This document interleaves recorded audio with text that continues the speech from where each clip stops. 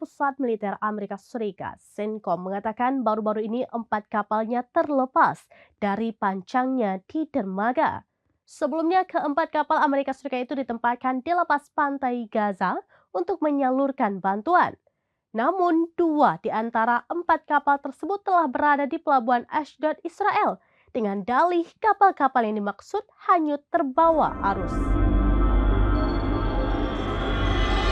2 kapal milik Angkatan Laut Amerika Serikat terdampar di pantai Israel setelah dihantam badai pada Sabtu 25 Mei 2024. Sebelumnya diberitakan kapal-kapal tersebut ditempatkan di lepas pantai Gaza untuk mendukung penyaluran bantuan kemanusiaan.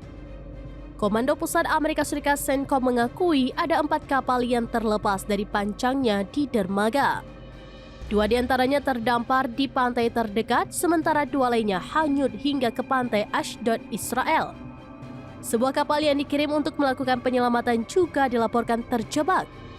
Mengutip Al Arabiya via Tribun News pada Senin 27 Mei 2024, CENTCOM berdalih kapal-kapal ini maksud tidak sengaja terlepas dari pangkalannya. Meski begitu, CENTCOM memastikan tidak ada korban jiwa dalam insiden ini. Dermaga sementara yang dibangun di lepas pantai Gaza juga masih berfungsi dengan baik.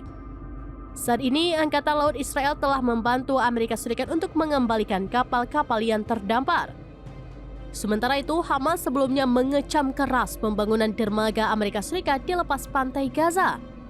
Meski hanya sementara, dikhawatirkan menjadi celah bagi militer asing untuk menyusup.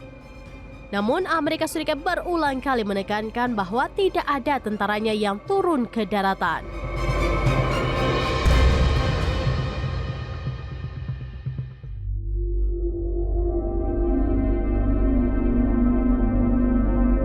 Demikian informasi terkini Syedar Alun. Saksikan terus beragam informasi lainnya. Jangan lupa like dan share seluruh akun serampinews.com. Download Tribun X sekarang. Menghadirkan lokal menjadi Indonesia.